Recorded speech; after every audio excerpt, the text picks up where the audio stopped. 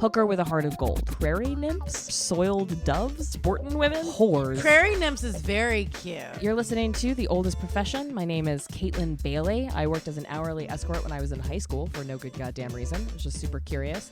And then when I needed money for the first time, I got into sugaring because I'm not stupid. I'm Wendi Starling. I started selling my panties on the internet when I was 34. Then from there, made the very smart leap to sugaring at the ripe old age of close to 35. So I do that to help support comedy. So every week on The Oldest Profession, I am going to tell a story about an old hoe that came before us because it's the oldest profession, so it's got to have a history, right? And all these bitches have really cool stories. So I'll be telling a story from a sex worker, whore, lady of the night, woman of ill repute, whatever you want to fucking call it, that came before us. And you are listening to The Oldest Profession. To The Oldest Profession. You got to keep things spicy. What's finger licking good? I mean, come on. Obviously, The Oldest Profession has a history.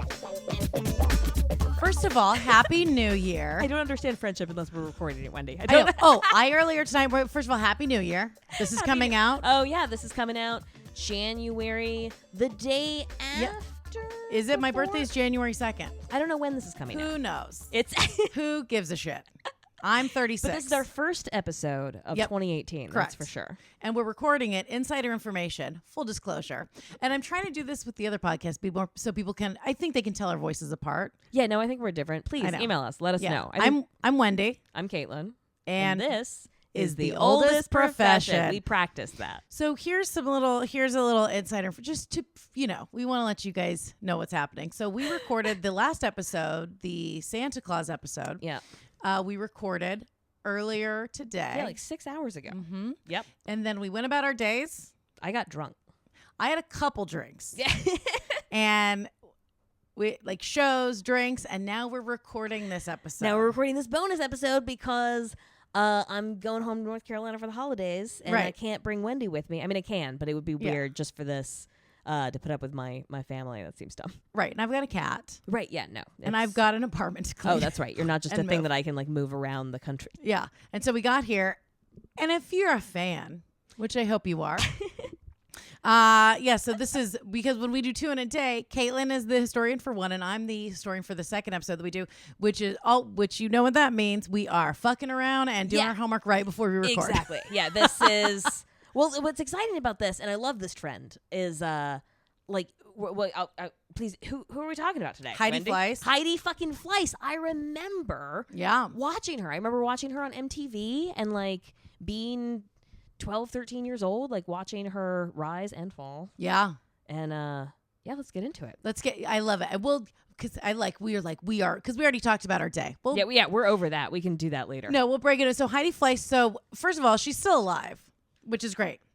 But yeah, she, and again, we're adults. If you're young, Google her because the information I'm about to give you is wrong.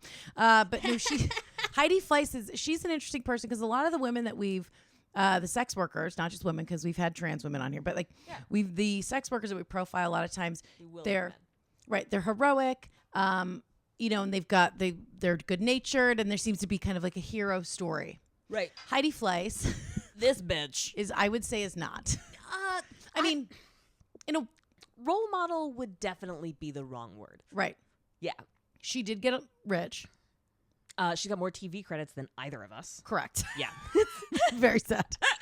To be fair, it was news stories when she was going to jail. It's court footage and rehab shows. And reality shows. But it was for rehab. Yeah, that's right. With Dr. Drew. Did she make Dr. Drew famous? Is that? No, he was famous before, and then she went on a show. But she so she's interesting because with Maya Angelou, remember talking about her where she got into where she was working as a pimp. Yes. And then was a prostitute later on. In a really different scenario. Yeah, right. Absolutely. Heidi Fleiss is different. She was, in 1987, she wanted to be a madam. She wanted to get money. I remember identifying with that also. Because I also wanted to do it in pursuit. It wasn't something I fell into. It was something I wanted to do. But you had a different, but your fantasy was different, I feel because your fantasy about it is different in the way that it was you wanted to be the courtesan. Yeah, no, I wanted to be like Veronica Frank. I didn't know she was my hero at the time, but the second I read about her, I recognized her. I was like, that's what I was trying to do. And there's something really fun and sexy about it.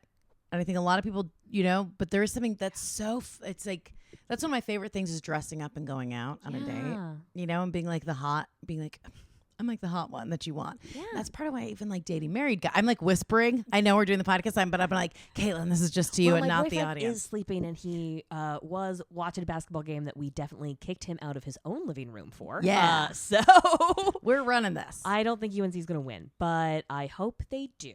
Yeah. Very much. Yeah. Well, because then that means happy sex versus sad my team lost sex. Yeah. No, I don't think. Well, I don't think we're having sex tonight. You guys had sex earlier. Oh yeah, we had. That was my problem when I came over. Yeah, I got here because it's so late, and I just kept being later. And then I'm always like, can I come in? I was trying to text you, like, are you guys? That's always my concern. Fucking. No, we fucked this afternoon. Okay, great. I'm like, yeah, daytime sex. Well, we've been gone for a week, so it feels like. And where you guys reclamation sex, Because you were in Boston, and he was not with you. No, he has a job. He can't just come and live in comedy flop houses for a week for no good goddamn reason. He can't sleep on the floor and binge eat McDonald's for a week. Nah, he's not gonna cover himself in cat litter and just. I did that earlier today. I'm sorry. There was not on purpose, but I just there was some cat litter in the living room, and I was like, let me stretch my back out. It was before I came here earlier. I did a stretch, and I was like, oh, this is not a cute look. I already look like I smell like cat litter. I feel like dog parents and parents are just doing their best impression of dignity after the first 6 months. You've just covered in shit. Right. Right? That's not. Oh, the baby's thrown up in your mouth. Right. Oh, and my cat, and I love him very much. Shout out Sebastian if he's listening. I make him listen to everything. But he's very sweet, and he lays on me, but he will walk around his litter box and then come and lay in bed. And I'm like, and then I have to do I brush him and I spray everything down because it's now it's cat litter in my face. Yeah. Do you know? That's okay. And that's bad. That's not good for your allergies. No, that doesn't feel ideal by any metric. I can't. No, you're trying to sleep. Not even as an exfoliant, right? No. Well, if you're drunk enough. That's why I drink so much. I got this cat. I'm like, well, when I go home, I have cat litter and shit in my face. There's a lot happening. All right. Heidi Fleiss. So she works for this woman, Madame Alex. Mm-hmm. And she essentially worked as a prostitute just to learn the ropes and figure out how to run a business. She leaves. Machiavellian creature. I know, right? It's you just go in. It's the thing where you temp. You kind of go in and you're take I'll over work the for company. free. Yep, and that's your whole plan. Yeah. You know. So she goes in there, and then in 1990, the kind of woman who brings a false rape allegation, basically. Yes. Yeah. Yes. Right. God, I don't want to get into all this stuff. Well, the new one that came out is. You want to talk about TJ Miller? We don't have to. But we don't have to. We don't have to. But nope. Especially since this is going to come out 2 weeks from now, who knows who will have. Yeah. But yeah. So the news of the day, it's going to keep rolling. Anyway. Yeah. So then she starts her own business in 1990. Mm-hmm. Okay. So she starts, and she hooked into this is it's crazy because I didn't realize until I was doing the research with you 10 minutes ago, right before we started, until I was doing all my research, Kaytlin, on your laptop when I got here. If we didn't make it clear, neither of us are at this is not a top game. We're both high. Yeah. But I mean, what are you going to do? Whatever. So for some reason, I thought she had a business that went on for 10, 15 years. And that's not the case. She made a lot of money out of the gate. Yeah. But she catered specifically to Hollywood clientele. And one of her biggest clients, it was one of the most famous, was Charlie Sheen. Mm-hmm. And he hired, it was 72. That's, I think, the virgins. 27? Yeah, I think it was 27. Okay, 27. Yeah, 72 virgins, right. 27 whores. Okay, Got it. perfect. Okay. So it was 27 horses he hired. And he spent, so she catered to those people. So she made a ton of money out of the gate. But then 3 years in, she got arrested. She got picked up, and it was, one of the charges was tax evasion, which I want to talk to you about. I want to talk about it so bad. Because I need to figure out, I'm chomping at the bit. Well, yeah, we should talk about that. Let's talk about it. Okay. So the thing is that our profiles are rising. This is definitely a contrarian podcast, right? This is a kind of spit in your face, fuck you, watch this. Right. We're talking about an illegal thing podcast, right? Yes. So I think either of us could be charged with promoting prostitution. We're vulnerable, right? Right. And withholding taxes is just such an easy win, you don't have to. So if they wanted to go after us for something, we're real vulnerable if we're not declaring taxes. So with my producer from way in the beginning, I made him put me on payroll. So I've been a consultant for him. So I pay I overpay, and I declare all of it. I've dotted my I's, I've crossed my T's. I hired a professional. He yells at me. I have worksheets. There's homework every year. I do a little Adderall and I do my worksheets. Yeah. That's crazy. I wrote an article on Broke Ass Stewart about how bad I am at it, but I know but I feel like the stakes are really high because like Heidi Fleiss, I mean, like big people are brought down by this. She made $4 million in her first year. Right. Now I'm not operating at that level, but because of the narcissism, I think that like there's a camera crew following you around. Yeah, all the time. Right, exactly. Like we have like 10 listeners in like in Idaho or something. And like the federal government is going to target us specifically and come after our tens of dollars and our ill-gotten gains, our dozens of listeners and our tens of dollars, Wendi. The government is coming after. They want it. I made $40 cash to do comedy. To 8 people. Don't tell the IRS. Mary, dub that over. That's an admission of guilt right there. It's crazy. I can remember like the last couple of years when I have filed taxes because I work like at Whole Foods and then temp jobs. And then with comedy, you work like 2 clubs and they cut you a check. But comedy is like... Comedy's another underground cash, it's weird, it's cash. Vagrant. It's weird. Narcissistic business. I mean, I'm living under... Like, I'm off the radar. You're living in a puddle of sewage. Yeah. Well, and that's the thing is like with trying to get an apartment. So this is what I was going to tell you. So this is what I was going to tell you. So when I went in to speak with the realtor the other day, and I went in with a suitcase, and I probably talked about this on the Santa episode, but I walked in with a suitcase and I sounded for sure schizophrenic because I walked in and I was like, so I need an apartment. My credit's really bad. And we went in and I was like, and I said, these people they followed me with cameras. There's a movie coming out. And so she's just like, dude, I sound so crazy. And then what am I going to put on a rental application? Because it's just like comedian/hooker. Professional mouthy whore. Like it's like, they burn us alive. They don't pay us any money. They're like, what do you do for a job? Fun lady. Yeah. So I go in there and this woman, and she was like, so we're talking, but it was just, it's so, you have to really to rise up, and you can see how difficult it is. Yeah, because you need so much money, and you need a lot of money. It never occurred to me when you talk about and I know you're like real into this stuff, but it's like do you need water, babe? No, I want more whiskey. Okay. We look at this. Mary, you leave this in. Yes, but yeah, Mary, leave this in where I'm like I can't figure it out. All right. So here's the thing. So and growing up, and my family was poor. But growing up, and especially with like the American dream and all that kind of stuff, and this is a white privilege thing for sure. This is 1,000,000% a white privilege thing where you go like, oh, and you can make it and pull yourself up by your bootstraps, and you can see that. I can't imagine if I went in as any other race than some white bitch. And even though I look jacked up, it's like, well, but like genetically I look like I might have come from money. You don't have any neck tattoos. Right, that's the thing. And so I'm like, so I go in, but you see how difficult it is. Yes. So this woman, so I was like, I can pay a year's month rent up front, but what do I need? And she goes, well, she sent me an email. She said to me, and she looked like she was going to cry. I was breaking her down because I was at my wit's end, so I don't really give a shit. And I'm like, right, yeah. I'm like, what do you want me to do here? Yeah. So I fill out the thing, and so I filled the application, and she's like, oh, your credit's terrible. And I was like, yeah, I know. And I'm like, oh, I've been living off the radar. I'm like, I've been living off the radar. Yeah, I told her, I said, I'm living on the edge. I'm living in the underground, and I'm with the sewage people. And so she said to me, she goes, okay, well, I mean, you're going to pay your taxes. She goes, well, I need your tax return from last year. And in my mind, you're I was like, what? I was like, I'm sorry, what? Hold on, what? I was in the same boat 2 years ago. I did 4 years, quote, off the grid. Yeah. Exactly. And I was like, no, I haven't been doing the paperwork. I didn't realize there was homework with adulthood. What are you fucking talking about?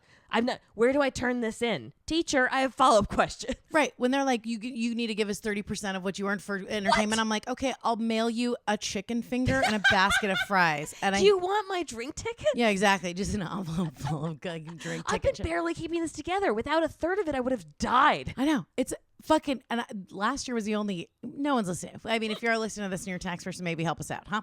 But like this last year, honestly, thank you. This last year, because I was temping and I got like 2 tax forms, I didn't have money to pay H&R Block to even do, so I just didn't go in.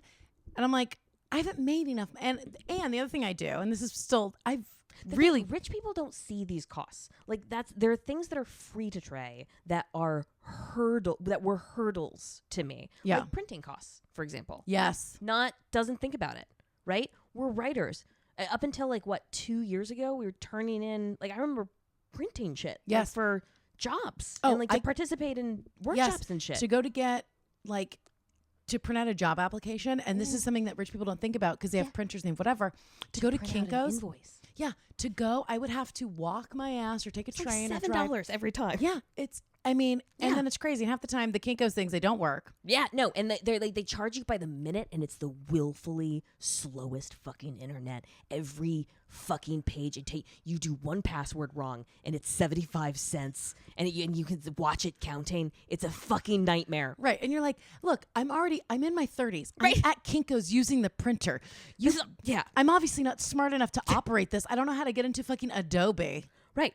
So yeah, it's gonna take me a minute, or Acrobat, or whatever the fuck it is. Whereas like, so Trey's math is like, he's like, this printer's like $30. I have no idea how much this printer is, but he was like, yeah, just buy a printer, you'll save the joodles of da da da. I was like, there was never a point in my life where I had enough room. Like once I moved to New York after the first 6 months, I didn't have enough wiggle room on any of my credit cards for a $40. I was like, I'm stealing toilet paper, right? I'm like, yeast infection medication means that I got to con somebody out of dinner. Like, that's where we're at for years. Yes. Oh, tonight I had free pizza at the bar I went to, and it was not even that good, but I had to bite it I had a piece. But it's like, the cost, it's like, I'm printing out. When you said wiggle room, I thought you were going to talk about like physical room in the apartment for a printer. Oh no. Also, where would I put it? Yeah. I run out of ink one time. It's over for me. Now I have a big paperweight in my apartment because I don't have $80,000 or however much ink is. Right. And then also I couldn't figure out what kind of, I'd have to like, this is probably before smartphones. So like now I have to like take a picture of the printer and then go bother an employee at a place and be like, I have this kind of printer. I don't know its name. I don't know anything about it. It tells me it is out of ink. Go forth. I have money. Please bring me what I need. Yeah. Is that the best where you're just like, look, I've got money. I've got enough money to pay for the service. Please help me. Like, please help me. You do, it's like, look, I know how to make a nice latte. I can do latte art, and I can squirt on command. That should be paid way more. Anybody that does latte art should be paid $10 every time they do it. That is fucking difficult. Yeah. It's like I'm putting out an application to go get some job that pays me $9 an hour. And then what else do you do? It's like, and then the other thing I do is I write jokes. And then when I moved here, it's like, I write jokes. And I'm like real good at making dudes think I like them. So it's like, but all that kind of stuff is super expensive. And even just the H&R Block, it's crazy. And the way that the government fucks you, the way that they fuck you so hard is to go in, they make it's super complicated. And then it's willfully difficult. Right. I did awesome on the SAT and it took me 4 times to get food stamps. Like, I'm like, when I've actually never applied for that. How does that work? If you want to apply for that, I eventually had to go to a person, but the online stuff was impossible to me because I didn't have any of my fucking paperwork. Yeah, I had nothing. And I couldn't get anything. Right. Yeah, it was just it's pulling my life together because I didn't have a permanent address. Do you know how little paperwork you can get if you don't have a permanent address? I know. Well, that's what I'm right now, and it's and I know that it's going to be fine, but it is a little bit of a stressful situation because I'm whittling, and I know, and this is like when you jump from, and you can see why so many people end up and we're going to get back to Heidi Fleiss, but I know this is something that you and Kaytlin and I were both related to this. And it's something that I'm becoming more aware of and even though growing up, my family was under the poverty line. We're very poor until my mom married my stepdad. And so I've seen both worlds, but I've been living basically like at the poverty line most of my life. And you go, you're paycheck to paycheck, even though you're working a lot and you're working 2 jobs and you're whatever, but you can see sometimes it feels like you have money temporarily, but it's a cash situation. It's Correct. never a comfort situation. Right. No, it's and you can see you can start to see why and how easy it is for people to just stay there. Yes. Because what I'm doing right now, like when I went into that realtor's office and I walked in and I was like, and this is as like a white woman, right? I walked in and I was like, so this is all. You're famous on Twitter. I mean, like you got a lot going for you. Right. I'm like, I have very funny you jokes. Didn't bring the cameras this time. Right. Yeah. I for reals looked like, I look like a homeless person everywhere I go. And I know people are just like, I don't know how she's paying for these Ubers. And I'm like, don't worry about it. But so even then I walked in and I was like, okay, so I know I'm going to have to pay probably a year up front plus security. I need a guarantor. So like, and I told the woman up front, I was like, here's the deal. I've bad this and the way that she looked at me, it was like, she's like, you need to go stand in the line where we gas people. Yeah. She was like, she just looked at me. You're just fucked. It was crazy. And that's the thing that's happening under the Trump administration that I think people are really like not seeing. Yeah. Is like just how vulnerable we all are. Right. To like it does not take very much or very long to turn any human being into less of a human being. Right. You become the homeless person that you step over every day. Yep. You can get there. Correct. In like a week, a month. I don't know. Like, you look at footage of like the Holocaust and stuff. I mean, these are middle class. And get jealous because they're so thin. I'm sorry, I had to say it. I'm funny. Sorry. But this is something that struck me because I've been like watching like some of the. I fucked 2 Jews I love them. The Jews are great. It's good people. But like this is a broad spectrum of society, right? Like everybody ended up in the concentration camp, right? And they all look like zombies. Why? Because they've gone through a process of dehumanization. Right. That's what extreme poverty in any country does to you. Right. And like we're losing a huge pool of talent to this willful and unnecessary process. All right. Anyway, well, you have in this one. This is what she said to me, and you could see I was like, "Oh my god! If I didn't actually have this stuff, if I eat, like, if I didn't have the resources that I have, and know the people that I know, where I'm like, okay, this is gonna be okay." But the way this woman looked at me, and I get it because it's a power move on her part, and it's almost so robotic because I understand that the system is built around credit. So even if I'm like, I've got money, even if I was like, I have money for 2 years rent, they're like, your credit score is bad, and I'm like, well, right. But here's cash money, and they're like, we need a signer. She was just a robot. You could tell that, but she's going through the motions. They run the world. The bureaucrat, the fucking. It's like you're not. It's creepy as fuck to me. They may as well be a fucking robot. No, it drives me. It was very crazy. It's to me. creepy. And so she said, and I said, well, I have guarantors, and I said, my parents have money, and they'll co-sign them with my guarantors, and I can put a year's rent down. I was told I was a rich bitch. This doesn't happen. Sorry. Right, and that's the thing is, I'm like, I talked to my parents. I said, so they said they'll sign, and I've got the money to put down for a year. And she said to me, she goes, well, what is it? Do your parents, do they work? Like how much money they have? What's their annual income? What does it show on their tax return? And I said, I don't know. Nice. I was like, I have a suitcase. Right. With dirty panties in it. No, I was hoping to move in today. Right. Like, do you understand? So I said to her, that's when I said, oh, I don't know. I have no idea. I was going to use the rest of this cash to buy like a mattress. That's where we're at. Can I move in? What is this? My suitcase. Move it. My suitcase doubles as a pillow. God, and the woman, when I said to her, I was like, I don't know what my parents' tax return. That's an insane thing to know off the top. I'm like, oh, I have no idea. And this woman, she goes, you need to get your shit together. She said that to me.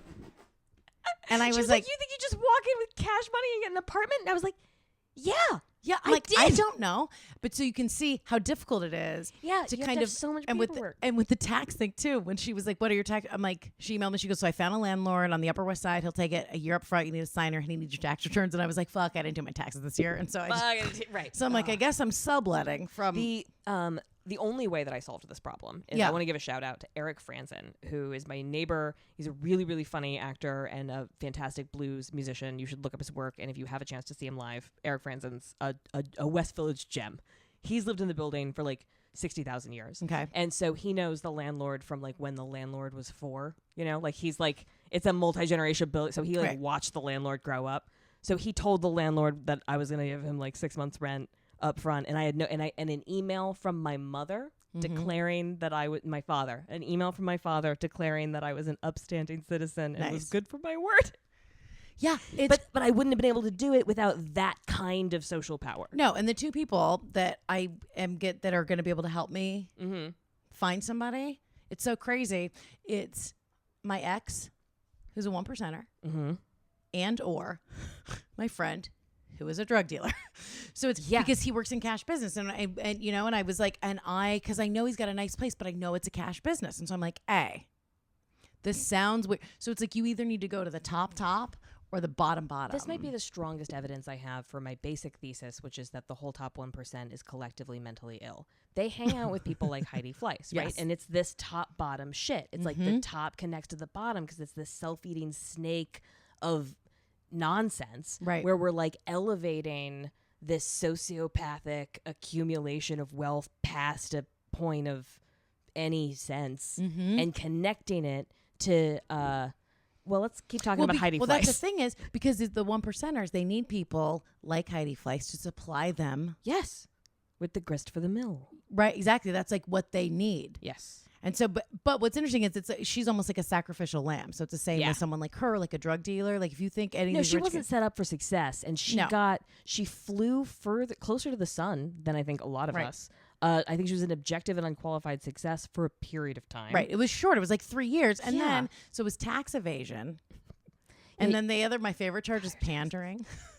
And I was like, oh, God. What does pandering mean? I don't know. I did that tonight at my show real hard. At my Yeah, no, I show. only know it in a comedic context. know. I was like, wait, she was telling dad jokes? Like, what happened? Yeah. She's like, so what do you guys want to talk about? That's a nice sweater. Let's give it up for the military. Jesus Christ. There was a couple. It's my birthday. There was a couple in the front row of the second show that I did that was for sure. It was for sure. Like, he's like 25, 30 years older than this chick. Mm-hmm. And I started talking about like that.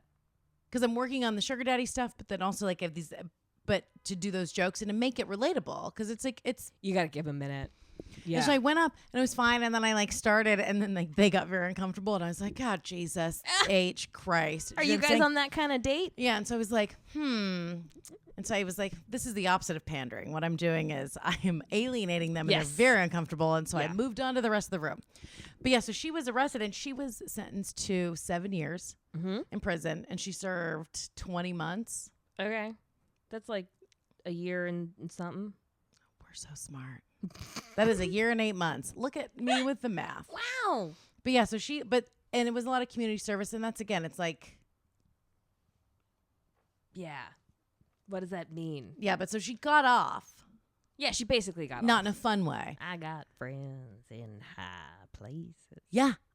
Oh, yeah, exactly. Well, that's the thing is like you got to know.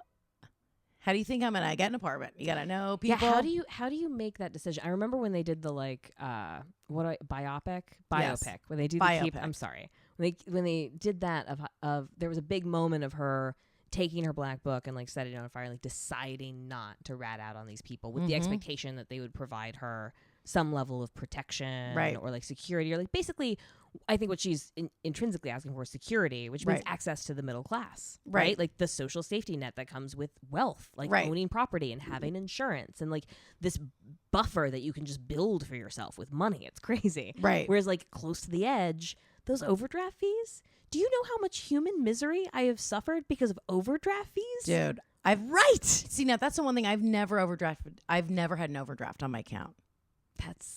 Weren't you telling me you bought a pack of gum that costs like how much money? Right, yeah. No, I've bought $53 packets of gum. That's 100% a thing I've done. It's crazy. As a broke person. Yeah. Well, when she like, and that's the thing too, because yeah, she never gave out the names. Like Charlie Sheen came out publicly because he's a psychopath. He's a maniac. It's one of the tamest things he's ever done. Right. Was like hire a professional person. Right, yeah. And then pay her and then negotiate consent probably. And like, no. But like, that was the thing is she burned. So when she was like, I'm not giving up names, that was her big thing. And she's like, I'm not going to rat anybody out. And how was she rewarded for that? Yeah, exactly. Yeah. She's not, because guess what? Because these rich people, there's no like camaraderie. There's no brotherhood in that. It's very, especially once you get to that top level. It's like, no, it's just they're competing. They're like playing a chess game with just the four of them, but it's the whole world. That's what it feels like. Anyway. Yeah. So she thought she was doing that, like you said, it would get her some kind of protection, but it didn't, and she went to jail. Yep.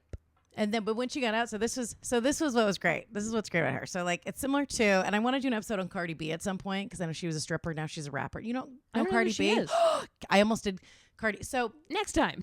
Yeah, next time. Well, the next Wendi episode will be Cardi B, and it'll just be we'll play all of her music. So she's this badass rapper. She's a phenomenal rapper, and she started out she was working as a stripper, as a dancer for a long time, and she now good poet. Is a very like Veronica Franco. Yep. So she's a bad bitch, and she's just an insane rapper, like one of the best, like Nicki Minaj level, like sick. But like, it's so cool when people can take something where with sex work, where like that's bad or that's negative or that's whatever. Even you could even say arguably Kim Kardashian, where she released this video of Ray J like pissing on her. Yeah, same thing. Paris Hilton. Yeah, right, I guess. Where they take that and you can kind of work it. Yeah. Not unlike what we're doing with this podcast. I'm joking. It's not. Patreon is up. I put Mary on it. She's in charge, which means it'll actually happen. By the time this episode comes out, you can absolutely give us money or I'll apologize again. Yeah.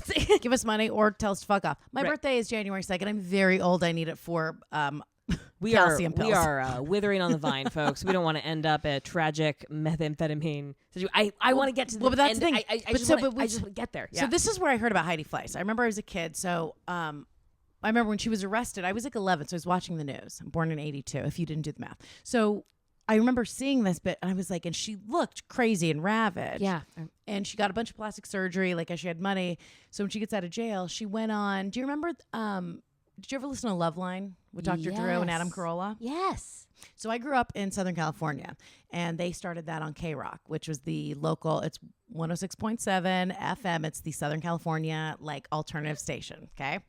And they did Loveline was at night there. And so my friends and I used to listen to it all the time.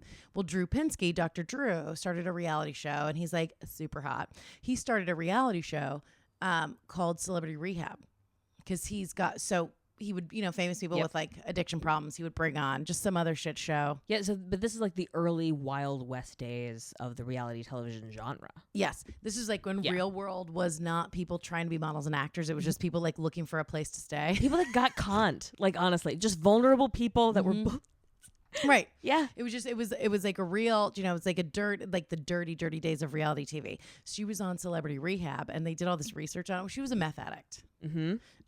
So our whiskey's not looking that bad as it goes. Yeah, excuse me. We're fine. So she goes on there. Early. She's a meth addict. I mean, look. Either one of us could go either. This could go either way for anyone. But right. That's for anyone, because life is unpredictable, and you have no idea what's going to fucking happen. Right. You never know. And that's the other thing too. And we've talked about it, but this is a through line with any line of work, but especially with like sex work and with whatever. But when you have a lot of money and you have cash coming in, and you don't know, and you're stressed out, you can't deal with it, you turn to substance abuse, or you the more money you have, the easier it is to get drugs. I don't know if you know that, but yeah. Oh, and all of the like high earners in my life do drugs on felony drugs all the time on the reg.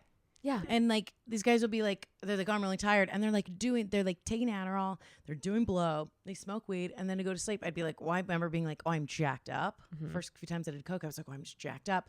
And they're like, oh, here's this pill, and I'm like, what is it? And they're like, oh, it's a heart medication. It slows down your heartbeat. I take it so I can sleep. And I'm like, how are you people alive? Yeah. And they get it on call. It's the same reason, but it's the same thing as like they order food. They don't have food in their fridge. They get everything delivered. They have paid girlfriends. So it's like they're getting food, women, drugs, anything they want. You have access to it. Even just in entertainment. And we both have friends who are very successful in entertainment. And you'll be like hanging out. I was hanging out with friends' agents. And after like shows, like, oh, that was great. That was great. That went really well. And they're like, okay, great. And like, what do you want to do? What are we going to drink? And they're like, do you want drugs? And they're on their phone. And they're like, what kind of drugs do you want? I can get them delivered. And we're like, no, we're fine. But it's crazy. Right. Once you have a certain level of any like money, fame, influence, you have other people kind of on your dick trying to get you what you need. But so she was a meth addict, and they did this. So she goes to Celebrity Rehab, and Dr. Drew, they did like this evaluation of her. And he said there was a frontal lobe dysfunction. And so she could not feel empathy for people, which is like, I mean, I remember watching her and being like, I 100% buy that. But also a lot of that was probably the meth. Like, I feel like I didn't really see her. Yeah. You know what I mean? I just saw, I only ever saw Meth Heidi and the biopic about her. Right. What was the biopic? Was on what? Was Lifetime? It was some, I'm going to guess Lifetime. I think, well, it was a little bit racier than that. Cause she looked good. So they're like, this is glorifying prostitution. I guess it was. I mean, I saw it before I became a prostitute. There it is. Heidi Fleiss turned me into a prostitute. Did you watch it before? I watched it before when I was like in middle school and stuff. Yeah. That's not why. I know. Yeah, but like, I don't know. It's interesting when people, as far as the glorification, because I never saw the biopic, but I remember like hearing about it. But even like there's a show. Have you seen the show on Showtime, Girlfriend Experience? I have heard of it, and I have vowed to watch it many years in a row now. I've never watched it. We should, it would be fun to do. That. Yes. We should watch it. And like, yes. Do you want to just binge that? Like, just like, we should watch it together. Yes. And that would be a fun thing to comment on, because what's interesting is because a friend of mine who's like real shitty, real kind of cunty to me, and we're very good friends, but with the sex work stuff, when I signed up for Senior Arrangements, I remember she kind of laughed and it was like, whatever. But then as I was actively doing it, she just doesn't want to hear about it. Yeah. And she gets really shitty, where I'll be like, oh, I'm like, oh, I'm going to work. And she's like, she'll be like, how was work? And it's like, it was great. I had dinner. Right. And got my pussy eaten. And I made more money than you're going to make in a week at your job. Like, you know what I'm saying? Like waitressing and cleaning. And I don't want to be shitty to her. Right, but like that's the thing, is that this cashless or this underground thing Right. doesn't come with that thing. Like Right. when you're sitting there trying to get an apartment Mhm. with 2 years worth of rent in a bag or Right. something, like there's still a barrier there that the straight job gets you. You've got to figure, Right. you have to navigate Yeah. and circumvent that bullshit. And then if I'm like, but also I'm a comedian, they're like, that's worse. We're not sure which is better. right, no, comedians definitely going to be. They're like, you know riskier. what? I'm like, what else do you? I have cash. What else do you do? I do stand up. You know what? Let's put hooker. Let's just Right, put yes, hooker. right. It should- At least 'cause- it's a stable income. right, and at least you're bringing people joy. We can say on a regular basis you're bringing people joy. With stand up, sometimes people are not having a good time. A lot of times people are not happy you're there. That's They're just like, you. Yeah. Yeah. No, no ambush shows. I did one recently. Where was that? Boston. Last show. Where was It was actually amazing, and it's run by Dan Crone, and it's a really good show, and it's at a brewery, and it's called something, and I should remember the name of it, but I can't. But it's a really fun show in Boston. How did they set it up? I love an ambush show. It was a really tight, narrow space with a bar, and then and then narrow seating everywhere. So it was just the worst, basically. So they put the stage here. I wasn't asking about your pussy. I was asking about the show. Oh, yeah, Hello. no, real long huh? labias. Real long Narrow labias space. on That the was a show. compliment. But definitely when, like, there were 60% of the people were there to see the show, but like 40% of the people were there to have a fucking beer. Amazing. And like it took a minute. You know what I mean? Like it's not, some people, they didn't consent to that experience. No, that's one of my favorite things is when you're like at an ambush show and like people are having a good time. And then they're just like, all right, we're going to cut off the music. Everybody stop having fun. It's a comedy night. And you're like, all right, we're fuck. turning the sport off. Right. I was at a show once and it was an ambush show. And they put me like last, and it was a tough fight. And then like the Yankees or the Mets, this is recently, somebody was in the playoffs and they were like winning, and then I went up and they were like, and like whatever the New York team was fucking winning, and everyone was screaming. Yeah. And the host because he's like, oh, I want you to have a good show. So he was like, turn the TVs off. And I was like, if you turn the TVs off in this bar. No. They're going to lynch me. This is not, you know how comedians go like, oh, like, oh, I died on stage. I will literally die. Yeah, you've been killed. Like in a I will physical, be permanent way. physically murdered here in this bar. Please leave the TV on. Like, I don't They'll want be like, this is another dead hooker thing. They'll be like, yeah, holy- I know. Then it's like yeah. Can you imagine like ambush sex worker? No, that's the big complaints, right? That's the big complaint about streetwalkers, right? Is like, I can't walk down the street without. Yeah, that seems like that's just economics. that seems like a difficult thing to pull off. But I guess people are offering you like bike rides around the city, so like I think that's more annoying. If someone offered me like The closest thing I came to it was canvassing. Where you're standing there, I was like, hey, do you have a minute for this progressive Right. organization? Do you believe in this? Give me your credit card information. Like, Right. that's a hard sell. yeah. I always fake like I'm on the phone. Yeah. And it's normally for organizations I already donate to. Sure. So I used to feel bad if it's like ACLU, they walk by and they're like, hey, do you have a minute? And I'm like, here's my bank statement. I give you guys money every month. Yeah. Planned Parenthood, I'm like, trust me. I'm a guardian. Or something. Yeah, it's like, but yeah, that I would be interested to hear from if you're listening or you have stories. I would be interested to hear from sex workers who've sold, where you're like soliciting on the street, because I mean that's essentially right. That's ambush comedy. Well, I that's think like that part of it has got to be like location and reputation, right? And that's why it's nice to have a place that people go, because you can build relationships. If it's like a gathering of women that Right. happens over and over again on the same night, you can kind of like look out for each other. You can learn each other's names, build relationships, like give each other's tips or whatever. But if the police keep cracking down and you're just scattered throughout the city and you never know who you're near or whatever, like Right. that's way more dangerous. Yeah. For obvious reasons. yeah. I guess so. That is similar. See, look, comedians and sex workers, we're not so different. We're walking We around run being out like, of bars all the time, and then what happens? We take over a theater. yeah, we're trying to get people to sell our wares. So let's We go. do apartment shows. Jesus, is that a nightmare? You're just like in a basement of Bushwick, like who wants to? I'm coming to your house. Are you sure this is a show? Yeah. Are you sure? As long as I'm getting paid, I really don't care what the fuck I have to do. I want to go back to Heidi Fleiss because I know we have like a fun follow up. Yes. So, this is really interesting. So she goes on Dr. Drew and she kind of fades away. She married Dennis Hoff, The largest brothel owner in Nevada, who just ran for like I don't know, dog catcher or something, and like I don't know, like District 70. So, I don't know. Like I don't know. He ran for public office in somewhere in Nevada, but he owns all the brothels. He did the reality show. Yes, the Bunny Ranch. The Bunny right? Ranch. Yeah. So they got married, and then she's now single. She's 51, and she's alive. She lives in Pahrump. Which is in Nevada. Right. So she lives in the desert. Right. She lives, it's kind of outside of Vegas. And she's not a sex worker anymore, but she is the mom to 20 parrots. Okay, so she lives alone in the desert with 20 parrots. Yeah. What else is going on in Heidi's life? That was the most recent thing that we read about her, was that she's just like there, and she goes, I got out of sex work. I inherited these parrots from an old neighbor. Honest? Tell me. That sounds kind of ideal. Wouldn't that be nice? I don't have to talk to any fucking buddy. I have these 20 awesome parrots. You're whispering so hard right now. I live in the desert. Yeah. I do whatever I want every day. Hair's perfect. I got it's like nothing perfect to prove. hair weather. Right. Yeah. I got nothing to prove. I'm doing whatever. She's doing whatever the fuck she wants to. Yeah. Well, is she? Well, I hope she's financially secure. I hope that she has that. I don't know that she does, but I hope that she does. Yeah. Well, that's the problem with doing this kind of like, it is an interesting thing to go, and I think it's in businesses like with sex work, any cash business. So like, it's like with mafia shit, and not to like make, but it's true. Like if you're doing organized crime, organized crime, any like extra mafia, legal thing, right? Like mafia, drug dealing, sex work, all that kind of stuff. They're like, people want and they use, and these 1%ers are for sure bringing sex workers into their homes and apartments, and they're bringing drug dealers in. I've been there. Yeah, we've both been there. So you see, it's crazy. Not happening at the highest level. And so you go like, and like dog walkers, drug dealers, and sex workers. No, me and dog walkers get into the same weirdly awesome apartments. Yeah, it's crazy. And so you have access to that.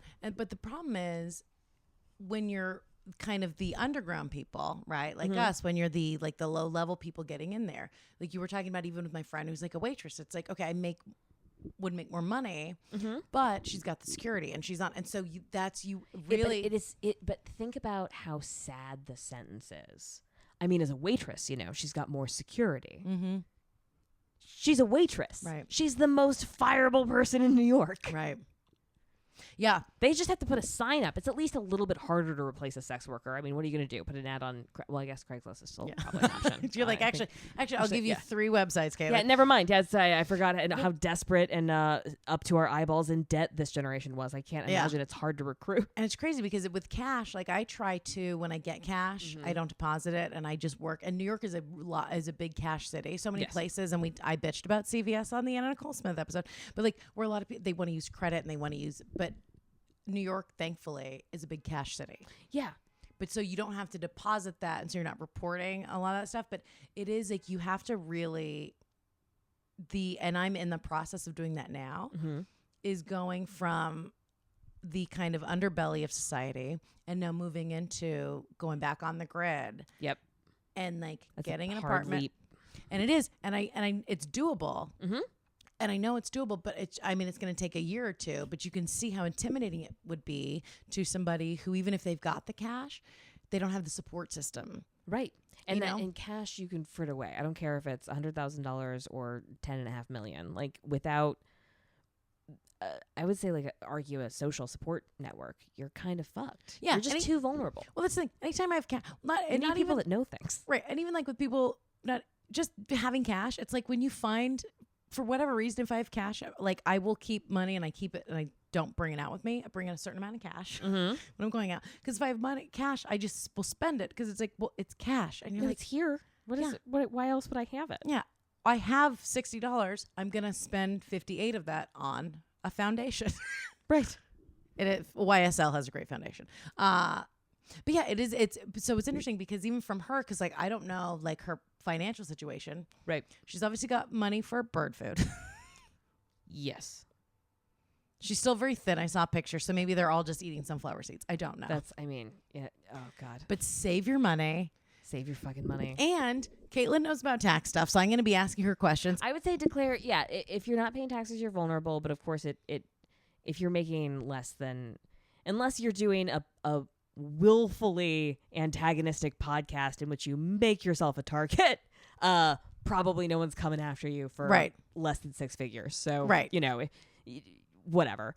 But doing your taxes makes it easier to do things, and it makes you less vulnerable. Right. And I'm going to fix my taxes this year for last year. It's going to be fine. Yeah, and it'll be fine. And you're going to probably get a writing job this year. Like, you've got stuff happening where you'll have to do tax stuff. Put half of it away immediately. Right. That's exactly what I'm going to do. Yeah. Because especially doing back taxes, there's going to be like a hard hit. Right. That first year is like a hard where you back pay 5 taxes of like, I'm just now getting my shit together. Well, I only didn't pay taxes the last year. Like this is work. Nobody gives a shit about this, but I'm just now we're just talking about but no, I didn't. I've paid every year. Last year was the first year that I didn't file taxes. 2017 or this year was the first year I didn't file taxes. But I'm paid up and like don't have any debt. But just this year, I just was like, I didn't make enough money, and then I like didn't have money to pay H&R Block. Yeah. Because I would go in and pay H&R Block $400 for them to tell me you owe the government $600. It was really frustrating because I was like sitting at like PJ Clark's and then later Hudson Malone and then Neary's like Excuse me, when was this? Great bars. Well, I was living on the East, but this was like my first apartment, so I was like living in a studio apartment with a woman and her dog. And then, eating every night at PJ Clark's because somebody else was buying me dinner. And like, the bartender was like, she's broke, but we like her. Yeah. I was just like sip water every night. Doug Quinn, he'd give me a fruit salad with my water every night. Nice. Yeah. Perfect. Good man. Single-handedly responsible for me not getting scurvy. Shout out. But I'd sit there and the advice that I would get from these men and like old men, especially old lawyers, just love nothing more than giving you advice about things they know nothing about. Right. The number of times I heard, you should do SNL. I'm like, I'm going to punch people in the mouth. Is that people? Yeah, no, but they advised me to like incorporate. So I like started an S Corp for the Pink Color Comedy Tour. And like really we should have spent 100% of our money on gas. Those were the stakes. Yeah. Like it was. Yeah. We didn't need a corporation. Yeah. You're like, no. At this point, I'm not claiming anything. Like when you work temp jobs and with comedy, I'm like, I get paid cash for a lot of stuff. I don't know what you want me to do. Rich people shouldn't be making policy decisions because they fundamentally don't understand what poor people need. Because like their needs are incomprehensible to them. Right. Yeah. For example, yes, this bracelet on my wrist is very beautiful. But I can't do shit with it. What am I going to do? Look at it. I know. It is kind of nice. It is nice. It's a status thing. It goes with all your outfits. Like he picked. I know. It's very you. It is very me, and I love it. It looks like a hair tie. So when I have the hair tie, I have to put on my other wrist so I don't accidentally try to snap off this $500 diamond bracelet and wrap it around my ponytail that I cut and colored myself. Thank you so much. It looks great. Thanks. But yeah, so I guess this is the other thing. This is so funny. So Heidi Fleiss, so this was a failed business that she tried to start. She tried to start an all-male brothel.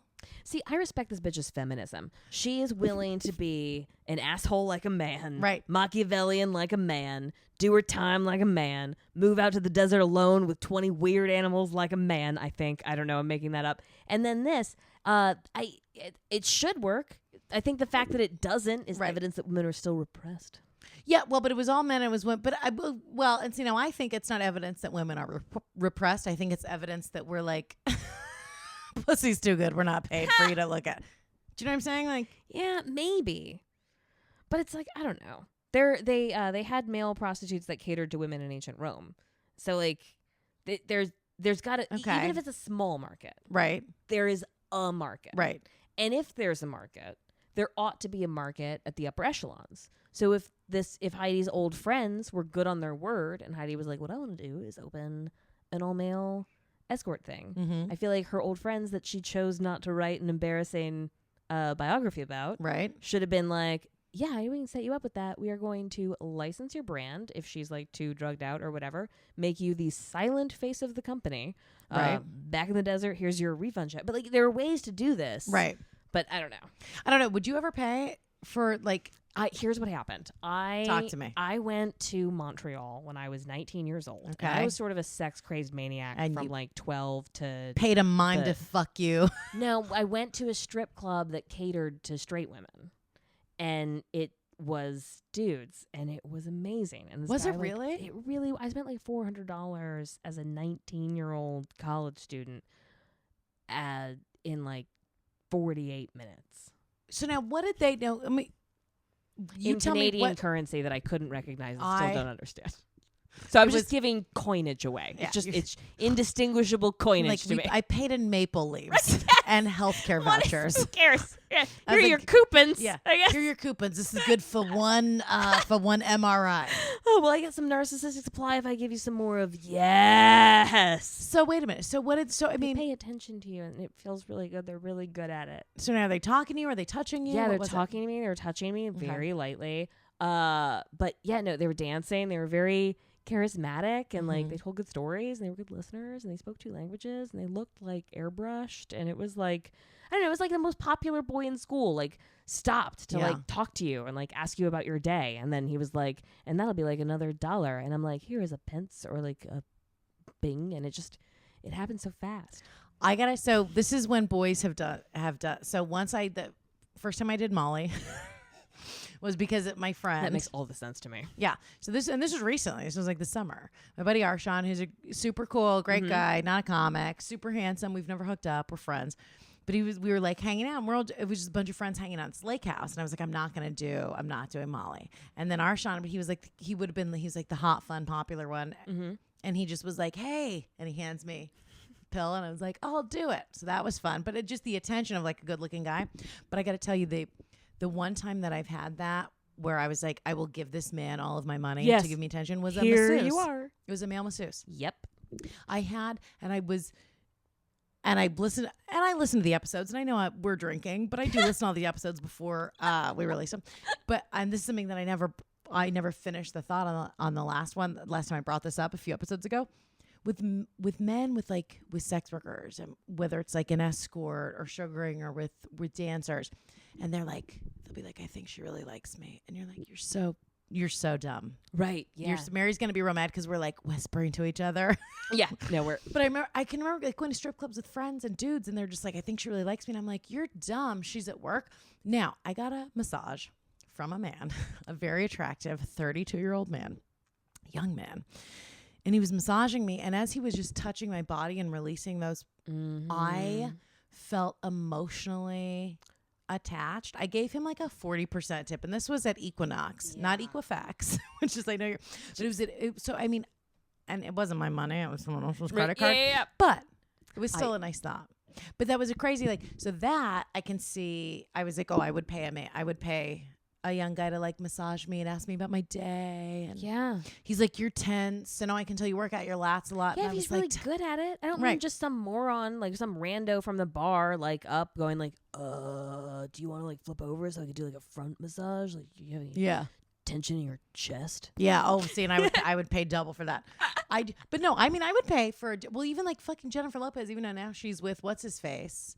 Who's Mark Anthony? No, the Yankees guy. Oh, that's her way ex. Who's the famous Yankees guy? I don't know either. Derek Jeter. So J-Lo's with Derek Jeter. This is a terrible. We're going off the rails.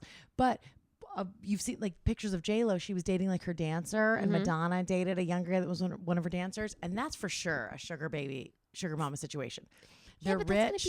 That's just going to be but that's what I wealth would do that. is. Right. I would don't do that think in it's a heartbeat. so much gender. I think the gendered thing is like, I think that power dynamic goes back and forth. I think we've seen some examples of that. Yeah. Yeah. But I still think but those are examples of where you see it's a woman in power. Once you have power and money. I would never get food delivered. I would always cook. And then I was poor, and now I have access to Uber Eats, and I'm like, I get food delivered from the restaurant a block away. And better. That's a terrible that's an insurmountable combination of temptation. Walking downstairs in my pajamas at noon. What? Just like a real cunt. And I'm like, I only have cash and quarters. I'm like, it's $4, but it's cool. Like it's laundry money. Oh my God. It's a very trashy operation I'm running. I would put on pants. But I do respect Heidi. There have been a couple of times. I'm sorry. I don't remember much about Heidi Fleiss. I was really young when I feel like I want to go back and like revisit her as an adult. Yeah. But she said methamphetamine is like the white trash drug. And I think that reveals a level of like self-awareness, and like I bet she's funny. You know what I mean? Oh, she seems cool. Yeah, she seems real cool. She has 20 birds. Yeah, you can't not have good stories if all you do is talk to those birds all day. You're just working out material on like a 20-person bringer show. Right. Oh, you and I are like 4 whiskeys and 2 years away from living together in a house with 40 birds. Fuck you, Heidi. Yeah. We see your birds. We're coming for you and your bird record. We're going to have that good desert hair. We're going to have a bunch of birds, feed them booze all day.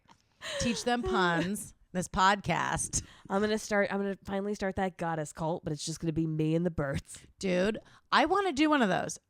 But like wait till we're old and we'll have like crystals. Yeah. Yeah, that's what we're gonna invest our money in. We're teaching you how to invest your money. Yeah, invest your money, buy property, and by property I mean crystals. Crystals, buy wealth crystals, buy prosperity crystals, Right. buy expensive crystals. Right. And live in the woods. And then you'll have all the birds you want. If you get them in the right sequence, it'll all work out. This is off the rails. Are we going to we have a follow-up on do we want to do a break for our ad? Our sponsor? We should do a break. Yeah, let's do a quick break. Quick break. We're for gonna come sponsor. back because we're going to do a real tone shift, I hope. Yes, and this is going to be real quick, and we love you. We love you. Thank you so much for listening to the first episode of 2018. Yeah, you can follow the pod. Let's do it. Follow the podcast. Follow the podcast at Old Pro Podcast. We are on Twitter and also Instagram. Please email us at theoldestprofessionpodcast@gmail.com. Yes. You cannot forget podcast. It will not go to us. There's a link. The oldest profession podcast@gmail.com. We want to hear literally all your thoughts. Yes. Can you hear Wendi and I's voice apart? Have you ever done sex work? How do you feel about crystals? Is this a controversial issue? Do you want us to drink more or less whiskey before the next episode? Was this fun, or are you angry at us for wasting your precious fucking time? Everyone's still hungover. That's what I love about it. It's the same. That's my birthday. People would show up to all my birthday parties once I became an adult, and they're just like hungover, still drunk, or just like I had a friend who was like, I was so hungover, I'm on Molly, and I'm like, great. So hopefully you're listening to this on your New Year's Day hangover, or you're like lighting candles for my birthday. Please put pictures. Send us pictures on Instagram. And follow us on social media. I'm on Twitter at Wendi Starling, on Instagram at Wendi Bird. That's Wendi with an I. Wendi Bird 82. I also have a dumb vowel. It's Kaytlin Bailey at Kaytlin Bailey Bailey. I'm on Twitter. That's my favorite medium. I am also technically on Instagram, and nobody wants that. You look very cute. Let's take a break and come back. We got to follow up on a news story, and then we'll see you guys in a second. This episode is sponsored by Velvet Swing, which is a cannabis-enhanced lube that is very nice. Ooh. You should follow the founder. This is a whore-owned and operated business. Okay. Mistress Matisse on Twitter. So buying this product supports not just your own sex life, but also the sex worker rights movement. Mistress Matisse is a big deal. Thank you, Mistress. Yes, you can follow Mistress Matisse at Mistress, Mistreess, Matisse, Matisse. Yeah, you know why we feel so good? Because while you were in the kitchen about 10 minutes ago before we recorded this, I took the cannabis lube and I jammed it in my butthole. I'll tell you, not the thing. How do you feel? Amazing. Right? You feel relaxed? I feel my butthole feels great. Your butthole feels relaxed? Oh my relaxed? God, I didn't even think about this. This would be great for anal. Of course. Yeah, you can't overestimate the importance of a relaxed butthole. I love anal already. I'm going to be squirting all over the wall if I put some... Okay, now I do want to wrap this because I want to go get fucked. Velvet Swing, so you can get high while getting down. Welcome back. Hey, that was real professional. Yeah. It's my radio voice. I am overcompensating. I love it. If you were my parent, I would be in trouble. Oh, for sure. Were you ever caught by your parents drunk? Once. So now I didn't drink in high school. I didn't party. I didn't fuck around in school at all. I remember people were like, we should drink. And even as like a 16, 17-year-old, I remember thinking, I was like, well, when I'm a grown-up, I can do that. This is the only time in our lives we're going to be able to live rent-free and just study. Like, I had all this kind of awareness as a kid. Yeah. So this is precious and fleeting and going right. away. So I didn't drink and I didn't do drugs one time. This is true. Now my younger brother, who I love, and he's still alive, thank God. He was like doing heavy drugs as a teenager and like stealing money and alcohol and all kinds of stuff. The one time I smoked pot in high school, I was like so excited that I smoked pot that we got disposable cameras. Again, I am 36. And we took pictures. My friends and I took pictures of ourselves being high. Because we were like, this is the funniest thing ever, right? So one time I smoked pot in my parents' house. They were gone for the weekend. We get high, but we took a bunch of pictures. Then we get them developed. Right. And I had them in like my bedroom. Yeah. No, I would get caught in dumb ways like this too. And so now I never had done drugs. I was an AP, like an honor student. I was on honor crushing roll. it. I was on varsity sports. I was on fucking ASB. I ran the Pep Assemblies. And I had a job at a coffee shop. So I was working like 20 to 30 hours a week on top of all that. And I remember I came home from my job at the coffee shop, Cinnamon Productions. Shout out to Seal Beach. I came home and my parents, my mom and stepdad were sitting in the living room. And I walked in and I was like, hey.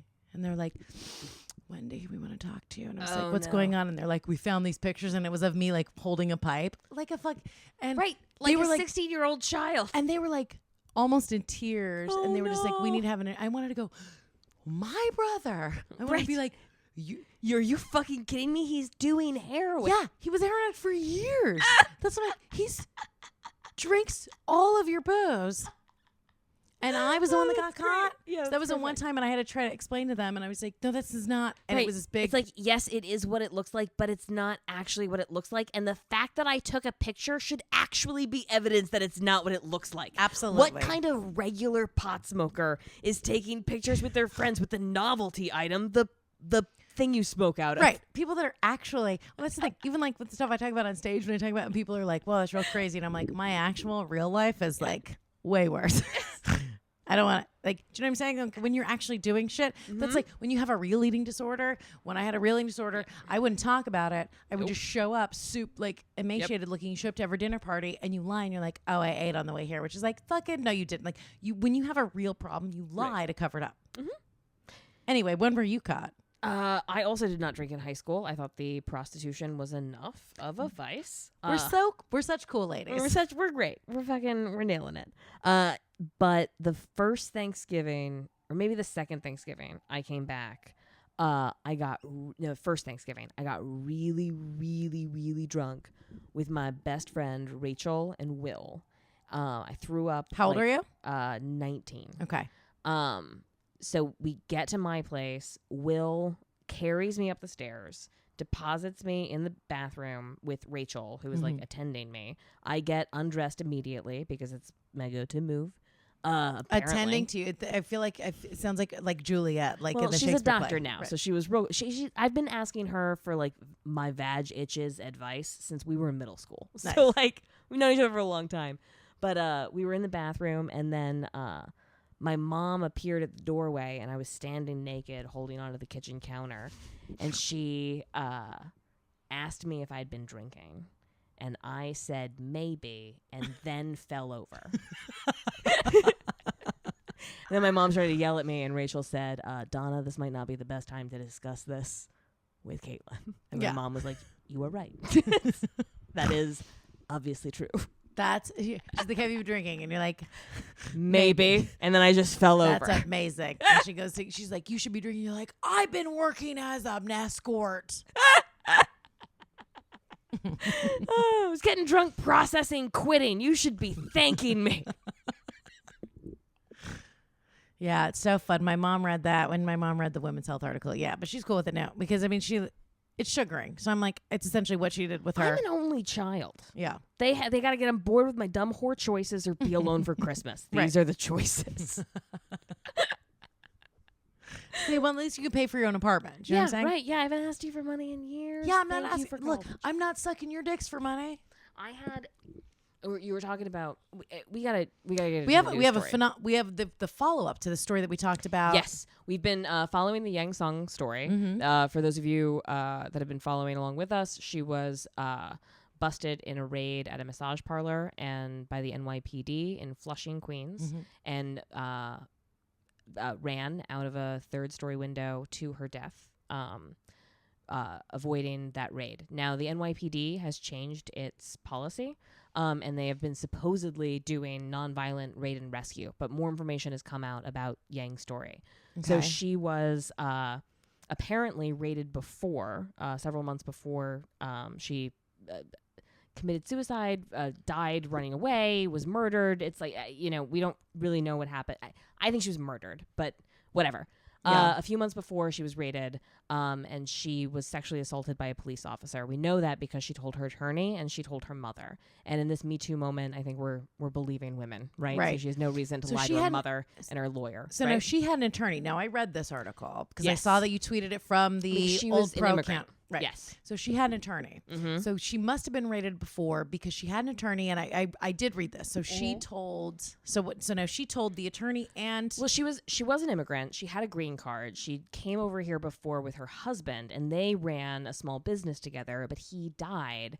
And in caring for him, they lost the business, and so she fell into dire straits. But she wasn't like she was here legally, you know what I mean? Like she was an immigrant, but not like undocumented. She had like skills, but anyway. Right. What were we talking about? Well, that's Atoy. She came over. I mean, not to go all the way back, but when she came over, she was married. Right. Her husband died. I think Heidi Fleiss is more like a toy than this woman. I mean, they're both Asian, but like I think you're racist. I think Heidi Fleiss I just and meant the husband Atoy dying. were like sociopaths who ran women, who like not trafficked, but like were the boss of a bunch of women. Right. This woman, I think, was just figuring shit out. Yeah. But anyway, that was my Equifax moment. I'm calling back to the episode. Yeah, I listened to the show. So she was sexually assaulted by this officer.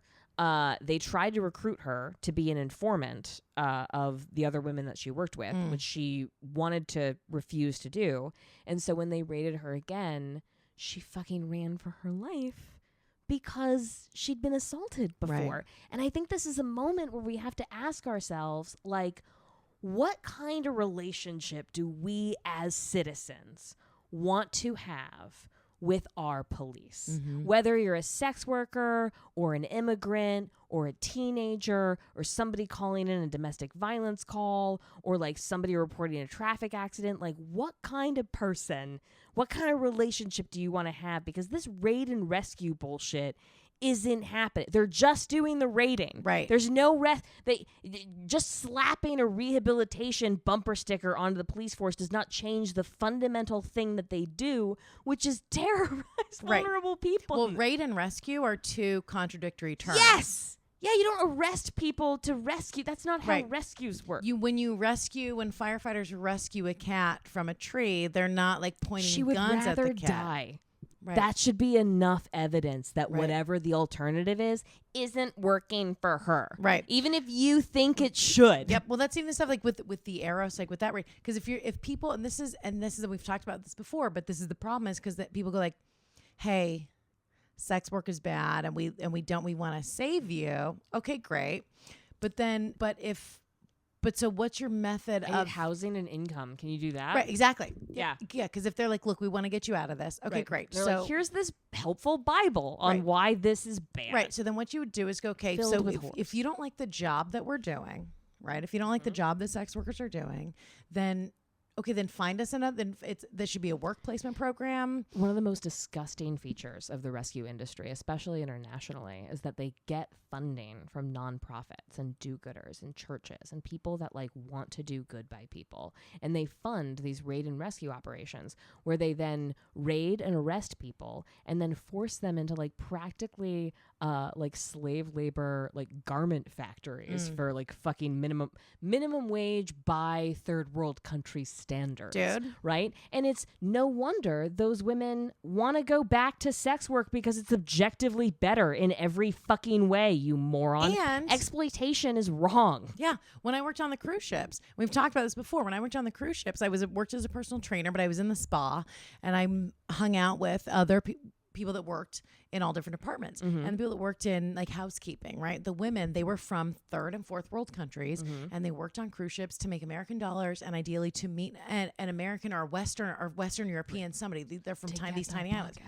And what would happen is because they came from these places where, and I just listened to this, it was the craziest thing like this. The woman who's the head of the World Bank, she was on Freakonomics and she was talking about, and I will like, I don't have my phone with me, but she was talking about like the one thing that's shocking to her is how in the majority of the world on the planet, women are fourth class citizens.